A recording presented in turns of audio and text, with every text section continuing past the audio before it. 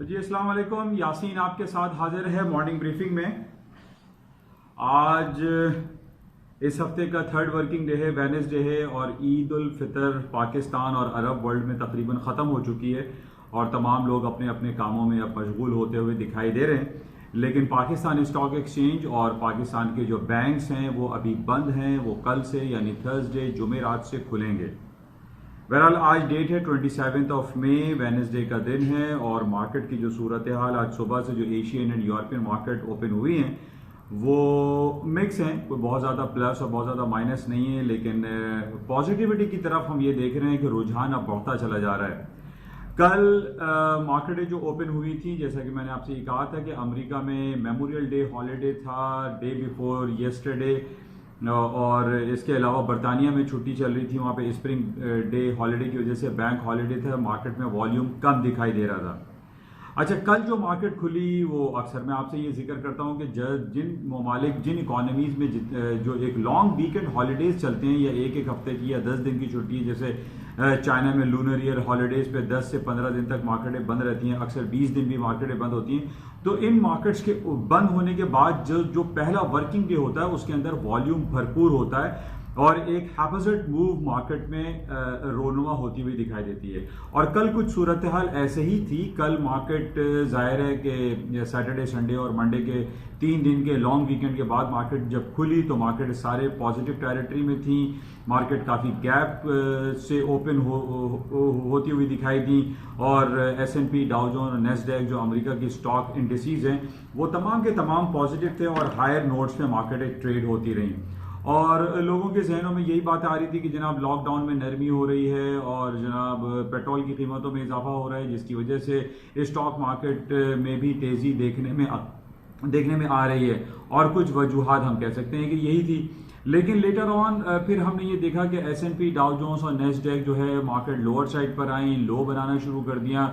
इसकी सबसे बुनियादी वजह मैं काफ़ी अरसे से आप लोगों को इस बात को याद कराने की कोशिश करता हूँ कि ये जब भी वॉल्यूम मैटर करता है, जब भी किसी इकोनॉमीज में छुट्टियां होती हैं और उसके बाद जब मार्केट लॉन्ग वीकेंड के बाद खुलती है या लॉन्ग वीकेंड के बाद खुलती है, तो यही सूरत हाल बर्पा होती है जो कल हुई कि यानी स्टॉक मार्केट हायर साइड पे रही और हायर साइड पे जाने के बाद दोबारा अपने नए लोज बनानी शुरू कर दिए।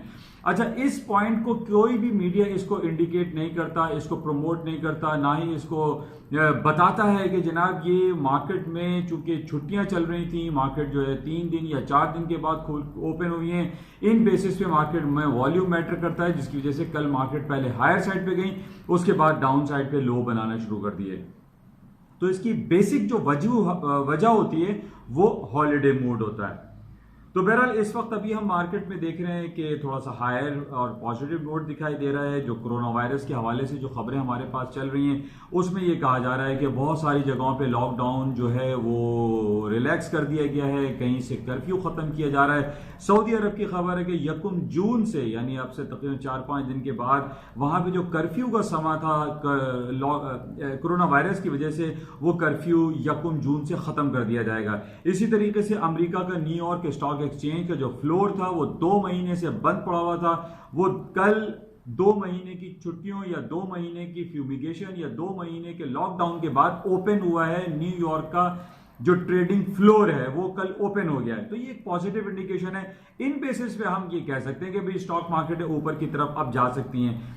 कल जो मार्केट हायर साइड पे गई वो सिर्फ और सिर्फ लॉन्ग यानी जो लॉन्ग वीकेंड था उसकी बेसिस पे मार्केट ऊपर गई, क्योंकि वो वॉल्यूम होता नहीं है, बैंक सारे बंद होते हैं, मार्जिन प्रॉब्लम हो जाती है। इवन के ईद उल फितर के हवाले से पूरे अरब वर्ल्ड और मुस्लिम वर्ल्ड जो है वो बंद पड़ा हुआ था। इवन इंडिया में हॉलीडे मूड था, सिंगापुर बंद पड़ा हुआ था, बरतानिया बंद था, अमरीका बंद था। तो ये सारी इकोनॉमीज के बंद होने की वजह से वॉल्यूम मैटर करता है। तो बहरहाल आज से तमाम पूरी दुनिया की मार्केटें जो है तकरीबन खुल चुकी हैं। अरब वर्ल्ड भी खुल चुका है, पाकिस्तान कल से खुल जाएगा और मार्केट में वॉल्यूम जो है वो भरपूर अब दिखाई दे रहा है। और इम्पॉर्टेंट जो खबरें हमारे पास जो सर्कुलेट कर रही हैं वो एक तो चाइना और अमेरिका के दरमियान जो तिजारती खलफशार दोबारा से शुरू हुआ है, इस पे मार्केट थोड़ा सा डाउन होती है फिर ऊपर की तरफ जाती है। लेकिन मैंने आपको ये कहा था कि ये इस बात को आप जहन नशीन कर लीजिए कि 120 दिन का, जिसमें तकरीबन 110 दिन अभी बाकी है, 110 दिन का ग्रेस टाइम दिया है अमेरिका ने चाइना को कि जनाब जो हुआवी और एप्पल के दरमियान या हुआवी और अमेरिका की दूसरी जो आईटी कंपनीज हैं उनके दरमियान जो चपकलें चल रही हैं उनको सेटल डाउन कर लें, उनको बेहतर कर लें। तो बहरहाल इस वजह से हम ये देख रहे हैं कि स्टॉक में इतनी ज्यादा मंदी डाउनफॉल नहीं आया, स्टॉक मार्केट तेजी की तरफ है।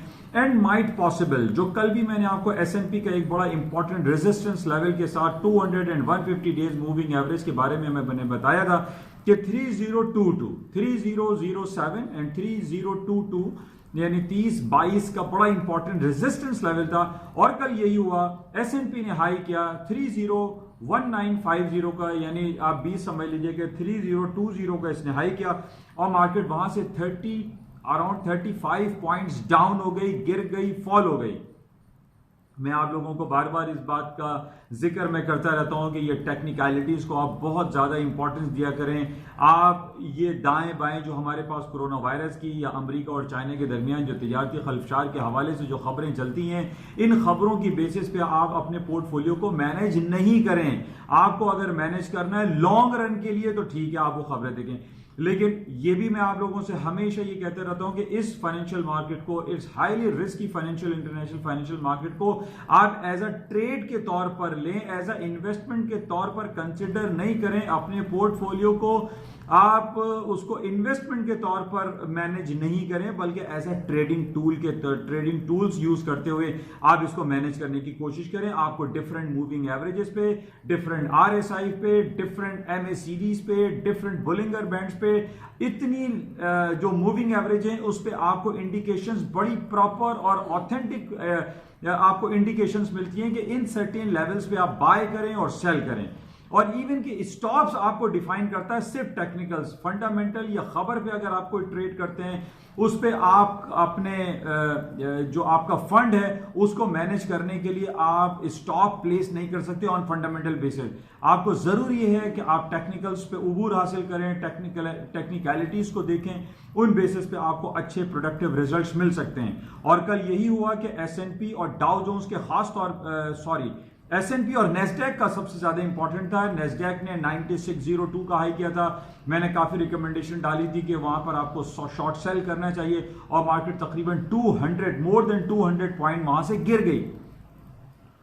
तो ये बेसिस सारे आपको पता होने चाहिए कि टेक्निकलिटीज क्या बोल रहे हैं और वो क्या आपको इंडिकेट कर रहे हैं। और इसी तरीके से एसएनपी में भी 35 to 40 पॉइंट्स मार्केट कल फॉल हो गई थी। हालांकि बहुत सारी इंडिकेशंस हमारे पास ये आ रही थी कि अब लॉकडाउन की वजह से अब नरमी आ रही है, पेट्रोल की कीमतों में इजाफा हो जाएगा और स्टॉक मार्केटों में तेजी आएगी, और ये हुई। लेकिन उसकी बेसिक वजह मैंने आपसे बताई कि जनाब मेमोरियल डे हॉलीडे की वजह से और ईद उल फितर की वजह से इस्लामिक वर्ल्ड, बर्तानिया, सिंगापुर सब बंद पड़े हुए थे, और कल मार्केट तमाम नॉर्मल ओपन हो गई हैं।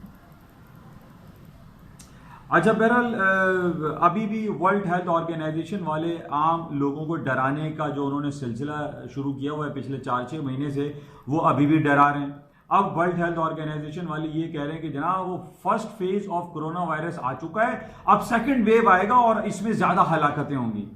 यानी ये डर का बिजनेस है। फार्मास्यूटिकल कंपनीज अपने पैसे कमा रही हैं, वो वैक्सीन तैयार करने की जो बहानेबाजी चल रही है, कभी जिलेट कंपनी कहती है, कभी मोडर्ना कंपनी कहती है कि हमने वैक्सीन बना ली है, फिर मार्केट ऊपर जाती है, फिर नीचे आती है कि जनाब वैक्सीन के रिजल्ट जो है वो इतने अच्छे नहीं है। तो ये सारी ड्रामेबाजी जो है वर्ल्ड हेल्थ ऑर्गेनाइजेशन की तरफ से चल रही है, डब्ल्यूएचओ की तरफ से चल रही है, और डब्ल्यूएचओ को ही है अमेरिका डिसोन करता हुआ भी दिखाई दे रहा है। अमेरिका के सदर डोनाल्ड ट्रंप ने ये कहा पिछले दिनों कि जनाब हम $500 बिलियन सालाना बेसिस पे डब्ल्यूएचओ को करते हो। तो डब्ल्यूएचओ कर क्या रहा है? डब्ल्यूएचओ सिर्फ डराने का काम कर रहा है। डब्ल्यूएचओ जो है ये नहीं कर रहा कि जनाब उसने जो है चाइना से पैसे लेके चाइना को तो बिल्कुल पाक साफ कर दिया, वहां कोरोना वायरस के केसेस खत्म हो गए, जबकि 1 लाख से ज्यादा अमेरिका में लोग मर चुके हैं। तो व्हाट इज द जो वर्क है डब्ल्यूएचओ का, उसका काम क्या है? वो सिर्फ डराना है या उसकी कोई तदाबीर इख्तियार करने का काम उसका नहीं है? और यही हम देख रहे हैं कि अब उसने ये डराना शुरू कर दिया कि सेकंड वेव ऑफ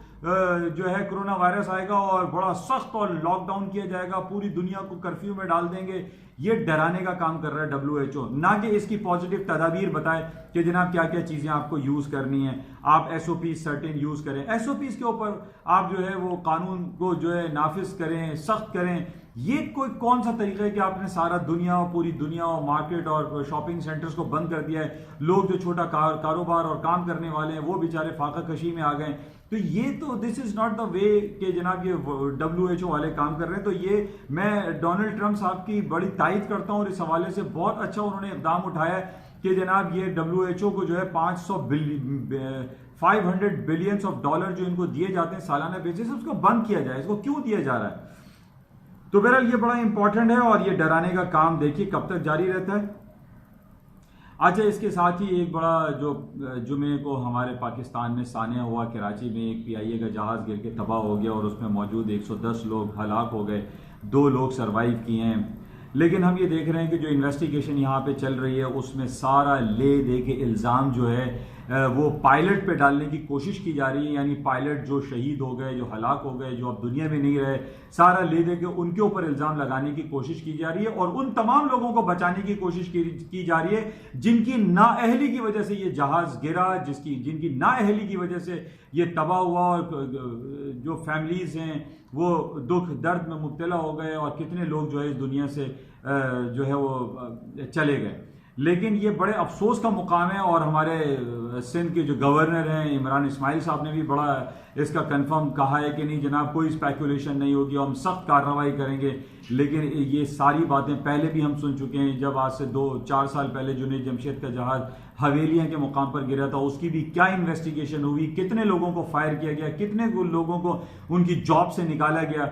अब ये सारी हमारी तो सिर्फ दुआ और तमन्ना ही रह गई है कि हमारे पाकिस्तान में कोई प्रॉपर इन्वेस्टिगेशन हो। लेकिन फ्रांस की जो टीम है वो पाकिस्तान आ चुकी है, उन्होंने उस मुकाम पर साइट पर जाके इन्वेस्टिगेट भी किया है, उन्होंने कुछ नमूने भी लिए हैं और चेक कर रहे हैं कि आया ये वाक़या हुआ तो कैसे हुआ। बहरहाल हमारी ये दुआ है और चाहत है, हमारी हुकूमत वक्त से ये दरख्वास्त है कि इसकी प्रॉपर और इम्पार्शल और न्यूट्रल बेसिस पे इसकी इन्वेस्टिगेशन कराई जाए और चेक किया जाए कि ये किन लोगों की कोताहियां और किन लोगों की नाअहली की वजह से ये वाक़या रोनुमा हुआ। तो बहरहाल ये सूरत है। अच्छा, आज बड़ा इंपॉर्टेंट, आज गोल्ड के हवाले से एक अजीब व गरीब मूव चल रही है। आज हम ये देख रहे हैं कि गोल्ड फ्यूचर का जो जून कॉन्ट्रैक्ट है वो $10 नीचे चल रहा है, वो चल रहा है 1696 पे, जबकि स्पॉट मार्केट जो है वो 1707 पर है।